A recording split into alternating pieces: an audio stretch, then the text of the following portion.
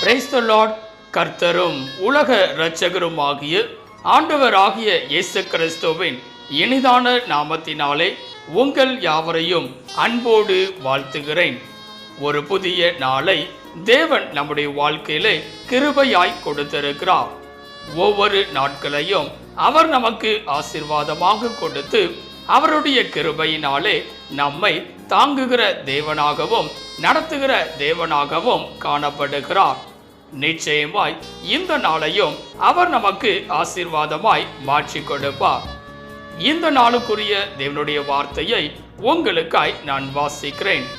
1 யோவான் 4 அதிகாரம் 9 வசனம். 1 யோவான் 4 அதிகாரம் 9 வசனம். தம்முடைய ஒரே பேரான குமாரனாலே நாம் பிழைக்கும்படிக்கு தேவன் அவரை இவ்வுலகத்திலே அனுப்பினதினால் தேவன் நம்மேல் வைத்த அன்பு வெளிப்பட்டது. எனக்கன்பான தேவ பிள்ளைகளே, இங்கே அருமையான ஒரு வார்த்தையை நாம் பார்க்கிறோம். ஆண்டவராகிய இயேசு கிறிஸ்து சிலுவையில் அறையப்பட்டவராய் இருக்கிற இந்த நாளிலே அவர் எப்படிப்பட்டவராய் இருந்தார் என்று சொல்லி பார்க்கும்போது இங்கே வேதம் சொல்லுகிறது, அவர் நம்மேல் வைத்த அன்பு என்பதாக. ஆம் பிரியமானவர்களே, தேவன் நம் மீது மிகவும் அன்புள்ளவராகவே இருக்கிறார். அதனாலேதான் சிலுவையில் அறையப்பட்டவராக காணப்படுகிறார். இன்னும் வேதத்தில் வாசிக்கும் போது யோவான் எழுதின சுவிசேஷம் 3 அதிகாரம் 16 வசனம் இவ்வனமாய் சொல்லுகிறது. யோவான் 3 அதிகாரம் 16 வசனத்திலே, தேவன் தம்முடைய ஒரே பேரான குமாரனை விசுவாசிக்கிறவன் எவனோ அவன் கெட்டு போகாமல் நித்திய ஜீவனை அடையும்படிக்கு அவரை தந்தருளி இவ்வளவாய் உலகத்தில் அன்பு கூர்ந்தார். இங்கே பார்க்கும்போது வேதம் சொல்லுகிறது, எப்படி தம்முடைய அன்பை வெளிப்படுத்துகிறார் என்றால், தம்முடைய ஒரே பேரான குமாரனை இவ்வுலகத்திற்கு நமக்காய் அனுப்பி. ஆம் பிரியமானவர்களே, இந்த காலவேளையிலே தேவனுடைய அன்பானது நம்மோடு கூட எப்பொழுதும் இருக்கிறதாய் இருக்கிறது. இன்னும் வேதத்தில் வாசிக்கும் போது அவருடைய அன்பு எப்படி வெளிப்பட்டது என்று சொல்லி பார்க்கும்போது ரோமர் 5 அதிகாரம் 8 வசனம் இவ்வனமாய் சொல்லுகிறது. ரோமர் 5 அதிகாரம் 8 வசனத்திலே, நாம் பாவிகளாய் இருக்கையில் கிறிஸ்து நமக்காக மரித்ததினாலே தேவன் நம்மேல் வைத்த அன்பை விளங்க பண்ணுகிறார். இங்கே பார்க்கும்போது வேதம் சொல்லுகிறது, நாம் பாவிகளாய் இருக்கையிலே கிறிஸ்து நமக்காக மரித்தார். அதுவே நம்முடைய வாழ்க்கையிலே அவர் செய்த மிக பெரிதான அன்பாய் இருக்கிறது. ரோமர் 5 அதிகாரம் 7 வசனம் இவ்வனமாய் சொல்லுகிறது. வேதத்திலே வாசிக்கும் போது ரோமர் 5 அதிகாரம் 7 வசனத்திலே, நீதிமானுக்காக ஒருவன் மரிக்கிறது அரிது, நல்லவனுக்காக ஒருவேளை ஒருவன் மரிக்க துணிவான். இங்கே பார்க்கும்போது நல்லவனுக்காக நீதிமானுக்காக ஒருவன் மரிக்க துணியலாம். ஆனால் இங்கே வேதம் சொல்லுகிறது, நாம் பாவிகளாய் இருக்கையிலே கிறிஸ்து நமக்காக மரித்தார் என்பதாக. அந்த விலையேற பெற்றதான இரத்தத்தை நமக்காக சிந்தினவராக, தம்முடைய அன்பை நம் மீது வைத்திருப்பவராக அதை விளங்க பண்ணுகிற தேவனாய் காணப்படுகிறார். 1 யோவான் 4 அதிகாரம் 10 வசனம் இவ்வனமாய் சொல்லுகிறது. 1 யோவான் 4 அதிகாரம் 10 வசனத்திலே, நாம் தேவனிடத்தில் அன்பு கூர்ந்ததினால் அல்ல, அவர் நம்மிடத்தில் அன்பு கூர்ந்து நம்முடைய பாவங்களை நிவர்த்தி செய்கிற கிருபாதார வழியாக தம்முடைய குமாரனை அனுப்பினதினாலே அன்பு உண்டாயிருக்கிறது. இங்கே பார்க்கும்போது வேதம் சொல்லுகிறது, நாம் தேவனிடத்தில் அன்பு கூர்ந்ததினால் அல்ல, அவர் நம்மிடத்தில் அன்பு கூர்ந்ததினாலே இவ்வாறு காரியங்கள் எல்லாம் நடைபெறுகிறது. ஆம் பிரியமானவர்களே, பல நேரங்களிலே தேவனுடைய அன்பை விட்டு விலகி செல்லுகிறவர்களாய் நாம் காணப்படுகிறோம். ஆனால் ஆண்டவராகிய இயேசு கிறிஸ்து அவர் நம்முடைய வாழ்க்கையில வைத்திருக்கிறதான அன்பானது ஒரு நாளும் விலகாதபடிக்கே காணப்படுகிறது. அதை தான் சிலுவையிலே நாம் பார்க்கிறோம். ஆண்டவராகிய இயேசு கிறிஸ்து சிலுவையில் நொறுக்கப்பட்டவராக அடிக்கப்பட்டவராய் காணப்படுகிறார். பல நேரங்களிலே சிலுவையை நாம் பயன்படுத்துகிறவர்களாய் காணப்படுகிறோம். நம்முடைய அணிகலன்களிலே அல்லது பிள்ளைகள் வெளியே கடந்து செல்லும் போதும் நெற்றிகளிலே சிலுவையின் அடையாளத்தை வைக்கிறோம். ஏனென்றால் சிலுவை என்பது ஒரு வெற்றியின் சின்னமாகவே காணப்படுகிறது. கொலோசியர் 2ஆம் அதிகாரம் 15ஆம் வசனத்தை வாசிக்கும் போது வேதம் இவ்விடமாய் சொல்லுகிறது. கொலோசியர் 2ஆம் அதிகாரம் 15ஆம் வசனத்திலே, துரைத்தனங்களையும் அதிகாரங்களையும் உரித்து கொண்டு வெளியரங்கமான கோலமாக்கி அவைகளின் மேல் சிலுவையிலே வெற்றி சிறந்தார். இங்கே பார்க்கும்போது வேதம் சொல்லுகிறது சிலுவையிலே வெற்றி சிறந்தார் என்பதாக.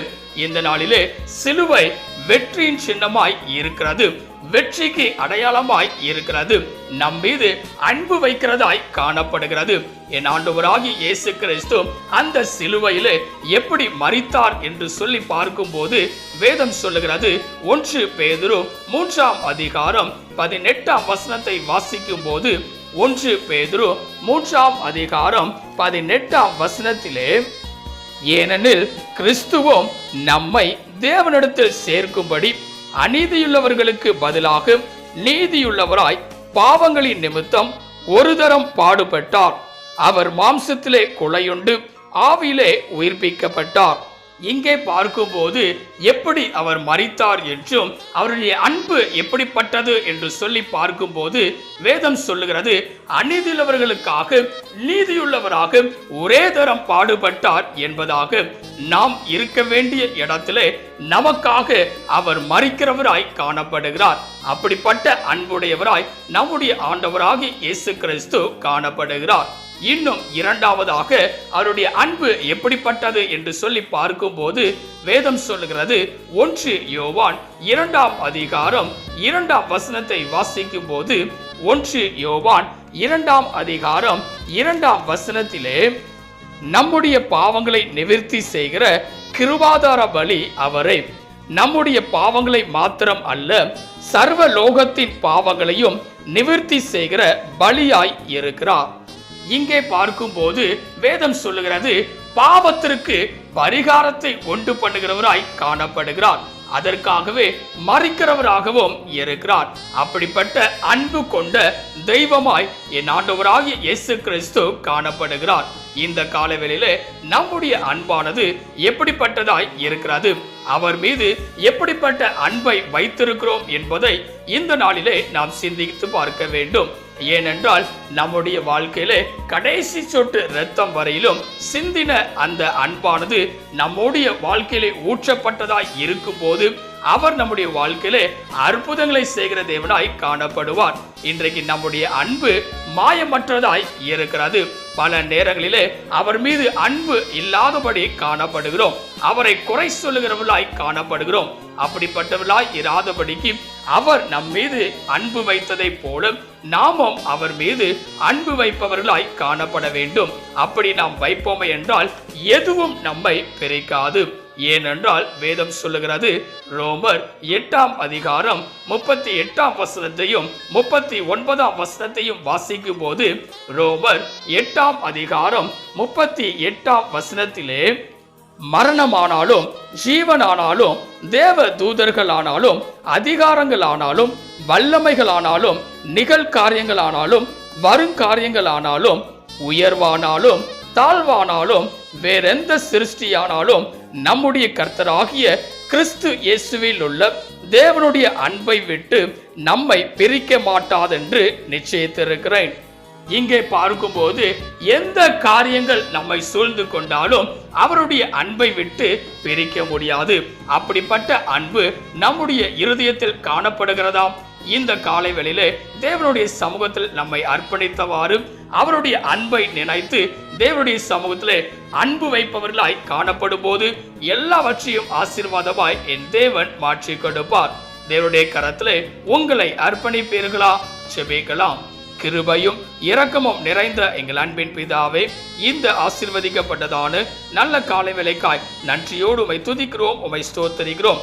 சிலுவையிலே நீர் எங்களுக்காக மரித்தவராய் இருந்து உம்முடைய அன்பை வெளிப்படுத்தினபடியானாலே இந்த காலை வேளையிலே இதை கேட்டுக்கொண்டிருக்கிற, இதை பார்த்து கொண்டிருக்கிற ஒவ்வொரு பிள்ளைகளும் அந்த அன்பை உணர்ந்து கொண்டவர்களாக உம்முடைய சமூகத்திலே அன்பு பாராட்டுகிறவர்களாய் காணப்பட என் தேவன் நீர் கிருபை தரும்படியாய் நாங்கள் ஜெபிக்கிறோம்.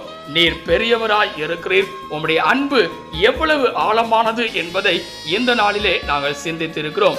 எங்களுக்காய் மரித்தவராக, பாவங்களுக்காக மரித்தவராய் நீர் இருப்பதினாலே அந்த அன்பு வெளிப்பட்டது என்று சொல்லி நாங்கள் பார்க்கிறோம். இந்த நாளிலே அதை உணர்ந்தவர்களாக உம்மிடத்தில் முழுமையான அன்பை செலுத்துகிறவர்களாய் காணப்பட்டு உம்முடைய கரத்திலிருந்து ஆசீர்வாதத்தை சுதந்திரித்துக் கொள்ள நீர் கிருபை தரும்படியாய் நாங்கள் ஜெபிக்கிறோம். நீரே பெரிய காரியங்களை செய்வீராக. நீர் மாத்திரம் மகிமைப்படுவீராக. இயேசுவின் நாமத்தில் ஜெபிக்கிறோம் எங்கள் ஜீவனுள்ள நல்ல பிதாவே, ஆமென்.